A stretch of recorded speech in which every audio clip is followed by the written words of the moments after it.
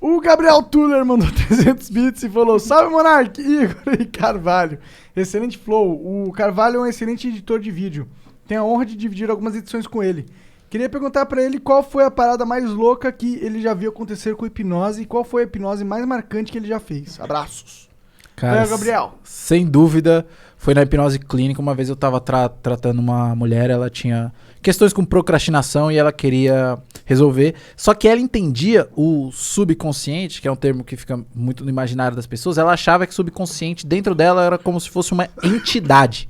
Caralho. Ela tinha, sei lá, uns 44 anos, mais ou menos. Não, entre 38 e 42 anos. Eu não lembro exatamente. E ela tinha essa questão, que achava que o subconsciente era uma entidade.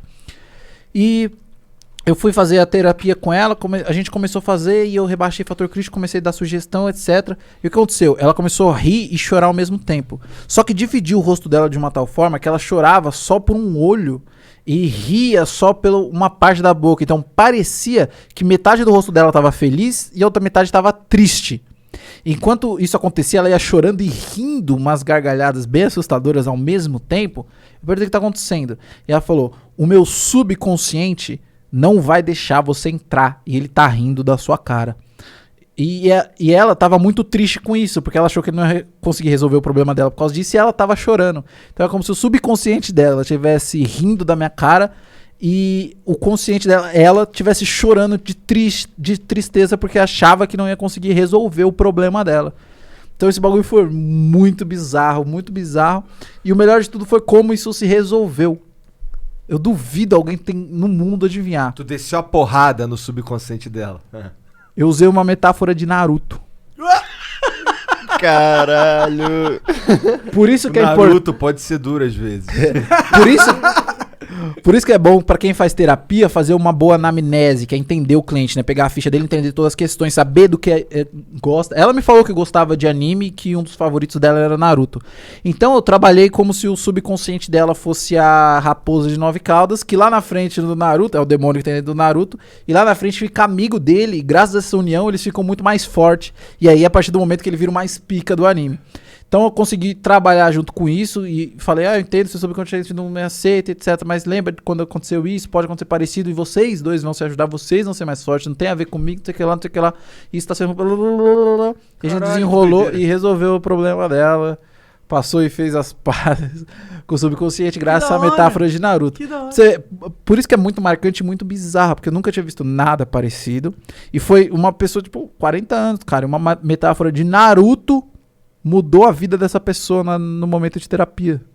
Caralho, isso é realmente bem diferente, bem bizarro, pra dizer o mínimo. Exato. Rir com metade da boca e chorar de um olho só. Caralho. Teve outro caso, por exemplo, que eu vou falar, não é bizarro, mas é de se lembrar, por exemplo, teve esse caso.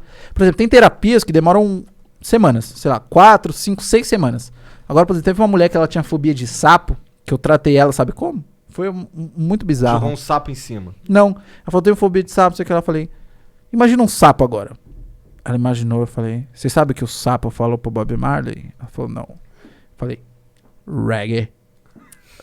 E no momento que ela tava vendo uma imagem mental de um sapo, e ela começou a rir. E o que aconteceu? Ela criou uma nova conexão neural.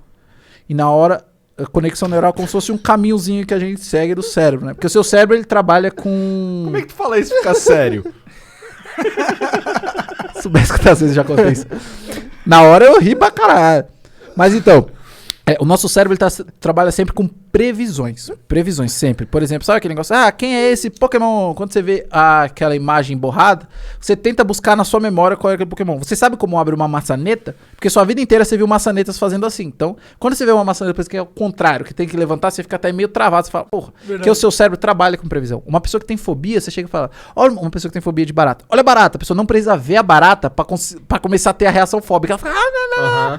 Exatamente porque o cérebro faz previsões. E naquele momento, eu criei uma nova opção, um novo caminho pro cérebro dela. Ela associou o sapo instantaneamente ao reggae e começou a rir. E associou isso. E o que aconteceu? Ela mandou mensagem, eu tenho essa mensagem no WhatsApp, ela mandou mensagem um dia depois, porque foi um evento que a gente tava aqui em São Paulo, um curso. Aí ela não era de São Paulo, acho que é do Paraná, não lembro. E ela ia embora de carro. Ela falou que ela passou por um carro, ela passou por um sapo na estrada e começou a rachar o bico. Ela mandou mensagem, Eu vi um sapo na estrada e eu comecei a rir muito. Agora ela tem um outro Ri problema. muito, ri muito. Muito obrigado. Porque antes, se eu tô dirigindo e eu vejo um sapo na estrada, eu fecho os olhos de pânico. Imagina uma pessoa que tá dirigindo, fecha os olhos. problema. Cara, é muito perigoso. Rir não é tanto um problema. Entendeu? E foi, tipo, em alguns minutos ali de conversa. Já tem terapia que demora semanas. Por isso que eu falo que, mano, cada caso é um caso, é muito interessante você entender a pessoa. E como é importante você entender a realidade da pessoa. Uma coisa que é muito legal pra exemplificar isso é a maçã. Se você pegar uma maçã e perguntar o que isso significa, você perguntar pra uma pessoa normal, você perguntar pro Steve Jobs, você perguntar pro Isaac Newton e você perguntar pra Adão e Eva, cada um vai dar uma resposta diferente e todas estão certas. Verdade. Carvalho? Carvalho? Caralho, eu vou twittar essa porra aí e vou assim, hackeado pelo Monark. Obrigado por ter assistido mais este corte e agora eu vou ter que te dar aquela dica monárquica que é o inglês. O inglês é fundamental, cara. Se eu não soubesse inglês, eu não estaria aqui. Isso é muito verdade. Se você acompanha o Flow, você sabe disso. Então, vai aprender inglês que é muito importante, cara. Tem um curso muito fera da whatsapponline.com.br/flow, ok? Esse é o link para você acessar.